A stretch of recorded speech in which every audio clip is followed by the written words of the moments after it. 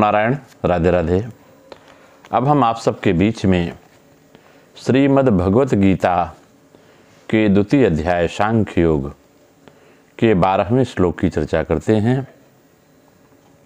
भगवान कहते हैं अर्जुन से समझाते हुए, न त्वैवाहं जातो नाशं न त्वं नेमे जनाधिपा न चैव न भविष्याम सर्वे वयमतः परम। कहते हैं अर्जुन, किसी काल में मैं नहीं था और तुम नहीं थे तथा ये राजा लोग नहीं थे, यह बात सही नहीं है। और इसके बाद भविष्य में मैं, तुम और ये राजा लोग हम सभी नहीं रहेंगे, यह बात भी सही नहीं है। हर जन्म में हम सब रहे हैं। कहते हैं संसार में दो वस्तुएं होती हैं, एक है शरीरी मतलब आत्मा और दूसरा है शरीर। शरीरी माने आत्मा सत है और ये शरीर असत है। दोनों ही असोच्य हैं, सोचने का विषय नहीं है। अर्थात शोक न शरीरी जो आत्मा रहती है शरीर के अंदर उसको है को लेकर हो सकता है और न शरीर को लेकर हो सकता है। कारण कि शरीरी का कभी अभाव नहीं होता, यह नित्य विद्यमान है और शरीर कभी रह नहीं सकता लगातार। इस प्रकार से लोगों की दृष्टि में मैंने जब तक अवतार नहीं लिया था तब तक मैं इस रूप से, कृष्ण रूप से सबके सामने प्रकट नहीं हुआ था, और जब तक तेरा जन्म नहीं हुआ था तब तक तू भी अर्जुन के रूप में किसी के सामने प्रकट नहीं था।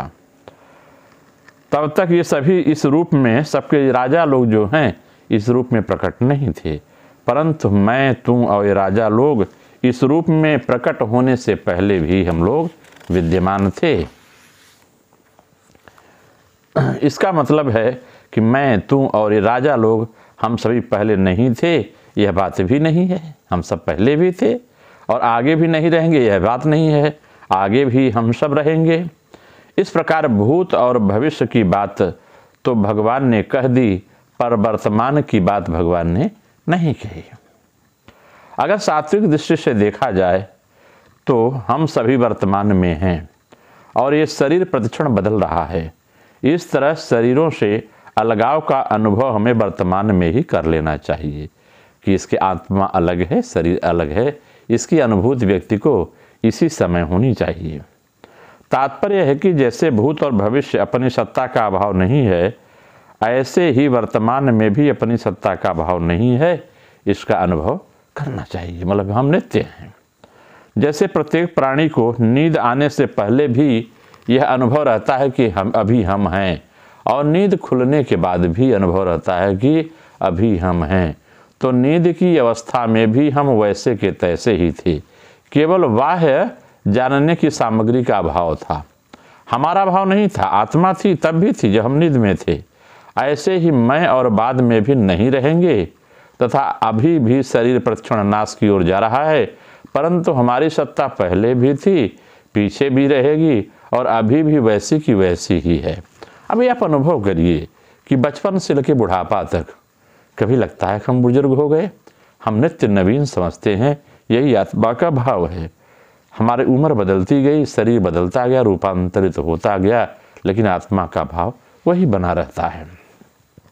अगर इस 12वें श्लोक की हम क्रिया योग में व्याख्या करें तो क्रिया योग में शरीर के साथ हम क्रिया कैसे करते हैं, तो मनुष्य का नाम रूप जो है यह अनित्य है। आज यह नाम है, कल दूसरा नाम हो जाएगा। आज यह रूप है, कल रूप बदल जाएगा। परंतु जिस वस्तु का यह नाम रूप है वह नित्य सत्य है, उसे हम आत्मा कहते हैं। उसका नाश नहीं होता। जैसे सोने के आभूषण बिगड़ सकते हैं, लेकिन सोना सोना ही रहता है। उसे गला करके स्वर्णकार अलग रूप दे देता है। उसी प्रकार इस अविनाशी सत्ता में डूबकर उसके साथ एक हो सकने पर वस्तुतः ही हमारी जन्म मृत्यु नहीं है। आत्मा की जन्म मृत्यु नहीं होती है।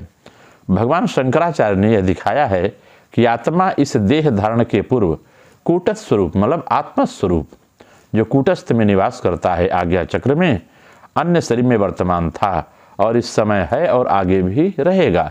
जो मनुष्य की 84 लाख योनियां हैं, किसी न किसी रूप में जीव रहता है। और इस देह के नाश के पश्चात सूक्ष्म देह से जो सिर और रीढ़ के बीच देह जिसे सूक्ष्म देह कहते हैं, लोक लोकांतर में हम वर्तमान रहते हैं। प्रिय वस्तु के चले जाने के कारण ही मन शोकाभिभूत होता है। जैसे शरीर जब छूट जाती है लोगों को शोक होता है, परंतु विचार करके देखने पर शोक का स्थान नहीं है। इसी कारण असोच्य विषय के लिए अर्जुन को शोक करते देखकर भगवान ने दिखला दिया कि उसकी विचारहीनता कहाँ तक है। कहते हैं, किसकी मृत्यु की चिंता करके शोक करते हो? जिसको तुमने मृत्यु समझ रखा है वह तो देह का परिवर्तन मात्र है। देह का परिवर्तन तो देह के रहते ही अनेक बार होता है। जैसे बाल्यावस्था में जो चित्र रहता है व्यक्ति का, वह नौजवानी में नहीं रहता। अब वृद्धावस्था में जब वार्धक्य को प्राप्त करता है, जब जरा अवस्था प्राप्त होती है, तब भी देह का परिवर्तन होता है और कुछ नहीं होता। तब जब तुम देह नहीं हो तो देहांतर प्राप्ति के बाद इतना भय क्यों हो रहा है? व्यक्ति व्याकुल क्यों होता है? व्याकुलता नहीं होनी चाहिए। देह के परिवर्तन में कुछ कष्ट होता है, यह सत्य है, पर वह कष्ट क्यों होता है जानते हो? यह बात भगवान आगे 13वें श्लोक में कहते हैं, जिसकी चर्चा हम कर रहे हैं। देहिनोऽस्मिन् यथा देहे कौमारं यौवनं जरा तथा देहांतर प्रातर्धीर सत्र न मुह्यति। कहते हैं, देहधारी के इस मनुष्य शरीर में जैसे बालकपन, जवानी और वृद्धावस्था होती है, ऐसे ही दूसरे शरीर की प्राप्ति होती है। उस विषय में धीर मनुष्य कभी मोहित नहीं होता। एक चोला छोड़ करके व्यक्ति दूसरे चोले में प्रवेश करता है। शरीरधारी के शरीर में पहले बाल्यावस्था आती है, फिर युवावस्था आती है, फिर वृद्धावस्था आती है। तात्पर्य कि शरीर की एक अवस्था सदा नहीं रहती है, उसमें निरंतर परिवर्तन होता रहता है। और यहाँ शरीरधारी के इस शरीर में ऐसा कहने से सिद्ध होता है कि शरीरी माने आत्मा अलग है और शरीर अलग है। शरीर दृष्टा है और शरीर दृष्टि है। जो शरीरी है, आत्मा है, वह सब कुछ देखती है और शरीर दृश्यमान होता है।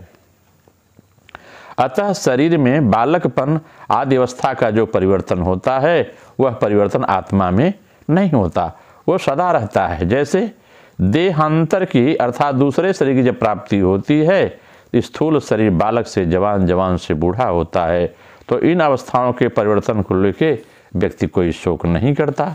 ऐसे ही शरीरी जब एक शरीर छोड़ के दूसरे शरीर में जाता है, तो इस विषय में भी शोक नहीं होना चाहिए। कहते हैं, वास्तव में ऐसा कोई क्षण नहीं जिस क्षण शरीर का स्थूल रूप शरीर का परिवर्तन ना हो।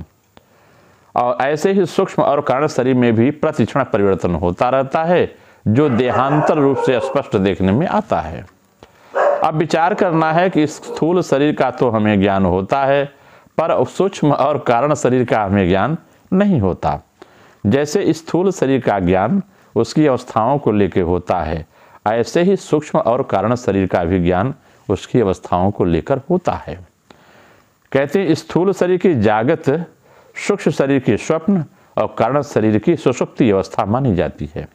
मनुष्य अपनी बालावस्था में अपने को स्वप्न में बालक देखता है, युवावस्था में स्वप्न में युवा देखता है, और वृद्धावस्था में स्वप्न में वृद्ध देखता है। इससे यह सिद्ध हो गया कि स्थूल शरीर के साथ साथ सूक्ष्म शरीर और कारण शरीर भी परिवर्तनशील होता है। ऐसे ही सुषुप्ति अवस्था बाल्यावस्था में ज़्यादा होती है, युवावस्था में कम होती है, और वृद्धावस्था में एकदम कम होती है। जिसको दूसरा देवता, पशु, पक्षी आदि का शरीर मिलता है, उसको उस शरीर में देहाध्यास के कारण मैं यही हूँ ऐसा अनुभव होता है। तो यह सूक्ष्म शरीर का परिवर्तन हो गया। ऐसे ही कारण शरीर के स्वभाव प्रकृति रहता है, जिसको स्थूल दृष्टि आदत कहते हैं। यह आदत देवताओं की और होती है, पशु पक्षियों की और होती है। यह कारण शरीर का परिवर्तन हो गया। तो कारण शरीर और सूक्ष्म शरीर के नाते व्यक्ति को देवत्व या पशु इत्यादि की योनि को प्राप्त होता है। अगर शरीरी का परिवर्तन होता तो अवस्थाओं के बदलने पर भी मैं वही हूँ ऐसा ज्ञान नहीं होता, परंतु अवस्थाओं के बदलने पर जो पहले बालक था, फिर जवान हुआ, फिर भी मैं ही हूँ, फिर वृद्धावस्था में वह होता है। इस प्रकार शरीरी अर्थात स्वयं में परिवर्तन नहीं हुआ, आत्मा का परिवर्तन नहीं होता। इस तरह स्थूल शरीर की अवस्थाओं के बदलने पर जो उससे ज्ञान होता है, पर शरीर के अंत की प्राप्ति होने पर पहले से शरीर का ज्ञान क्यों नहीं होता? पूर्व शरीर का ज्ञान न होने के कारण ही मृत्यु और जन्म के समय ज़्यादा कष्ट होता है। उस कष्ट के कारण बुद्धि में पूर्व जन्म की स्मृति नहीं रहती।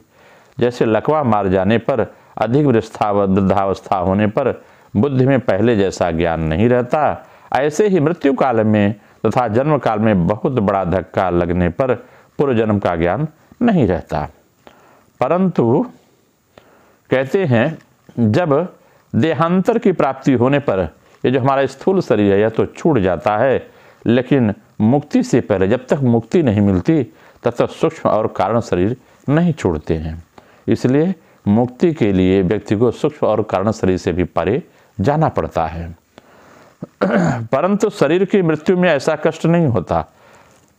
इस शरीर की अवांतर अवस्थांतर जब होता है कि प्राप्ति में अनायासी देहांतर की प्राप्ति हो जाती है, जब शरीर को बिना कष्ट के शरीर बदलती है तो अनायासी बुद्धि में पूर्व जन्म की स्मृति रह सकती है।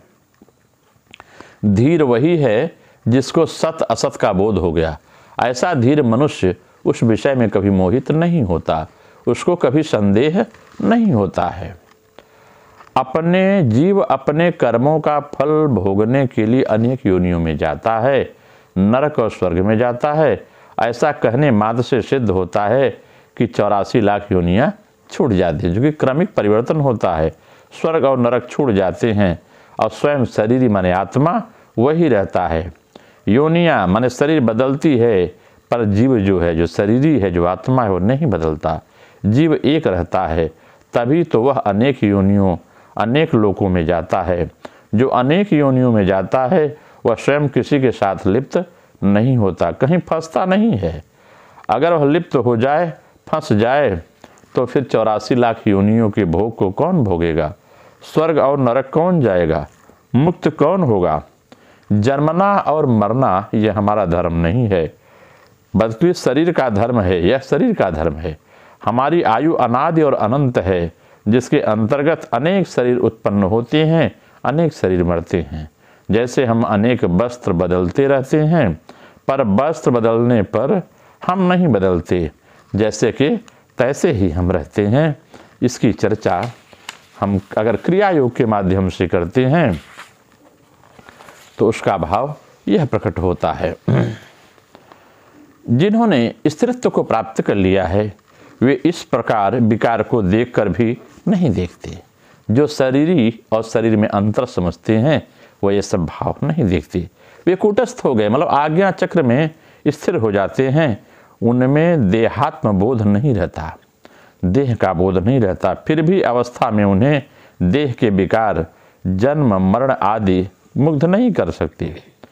जैसे जल के बबूले होते हैं, जल में ही फूटा और क्षण भर के लिए रहकर जल का जल में हो गया, वैसे ही आत्मा भले ही शरीर से लिप्त होती है, लेकिन जिनको इनका अनुभव है वे शरीर में कभी लिप्त नहीं होते। आत्मा शरीर से संबंध करती है, फिर आत्मोद्भाव में हो जाया करती है। कहते हैं यह आत्मा रूपी देवता सब प्राणियों में व्याप्त है, सब भूतों में वही एक अंतरात्मा है। अतएव जन्म मरण आदि का भय तभी होगा जब स्थूल देह आदि में आसक्ति होगी। जब आसक्ति नहीं होगी तो जन्म मरण का भय नहीं होता। गंभीर ध्यानावस्था में जब मन स्थूल देह से हट जाता है तो यह स्थूल देह है या नहीं है यह बोध नहीं होता। आत्मा कार्यवृत्ति में जिनकी स्मृति भी लुप्त हो जाती है उनको बाह्य अवस्था स्मृत होने पर भी विचार के द्वारा उनमें निराभिमान होना पड़ता है। इस प्रकार अभिमान शून्य होने पर देह बंधन व्यक्ति को नहीं जगड़ता है। परंतु जो मूढ़ आदमी हैं इस बात को नहीं समझ सकते। आत्मा जब तक अविच्छिन्न है तो उसमें नानात्व कल्पना करना ही मूढ़ता है। आत्मा एक है, उसमें अनेकता का भाव रखना ही मूढ़ता है। परंतु यह मूढ़ता बात से नहीं की जा सकती। प्राण के स्थिर होने पर मन स्थिर होगा और मन के स्थिर होने पर बुद्धि स्थिर होगी, तभी यह आत्मज्ञान सूर्य के स्वाभाविक प्रकाश के समान प्रकाशित हो उठेगा। यह आत्मज्ञान संपन्न पुरुष आत्मा को जीवित या मृत के रूप में नहीं मान सकते, अतएव उनको शोक नहीं होता। जैसे क्या बाल्यावस्था बीत जाने पर यौवनावस्था में इस बाल्यावस्था के लिए हम शोक करते हैं, उसी प्रकार से जो ज्ञानी जन हैं वो शरीर और शरीरी में अंतर समझते हैं। आत्मा अलग है, शरीर अलग है, जो पंच तत्वों से मिली है। नमो नारायण। राधे राधे।